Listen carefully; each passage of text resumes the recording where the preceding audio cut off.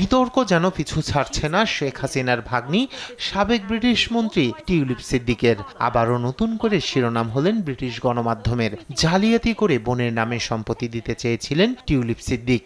স্থানীয় সময় বৃহস্পতিবার ব্রিটিশ গণমাধ্যম ফিনান্সিয়াল টাইমসের প্রতিবেদনে উঠে এসেছে এমন তথ্য। দুর্নীতি দমন কমিশন দুদকের কাছ থেকে পাওয়া নথির ভিত্তিতে ভুয়া নোটারি ব্যবহার করে গুলশানের একটি ফ্ল্যাট বোন আজমিনা সিদ্দিকের নামে হস্তান্তর করেন টিউলিপ। এ বিষয়ে খোঁজ নিয়ে দেখা যায় সাবেক প্রধানমন্ত্রী শেখ হাসিনার ভাগ্নির বানানো ওই নথিটি 2015 সালের। সেটি ব্যবহার করে পরবর্তীতে তার বোনকে গুলশানের একটি ফ্ল্যাট হস্তান্তর করা হয়। রাষ্ট্রীয় মালিকানাধীন জমির অবৈধ বরাদ্দের অভিযোগের তদন্তের অংশ হিসেবে দুদক এই অভিযোগ তুলেছে বলে জানিয়েছে ব্রিটিশ এ সংবাদ মাধ্যম।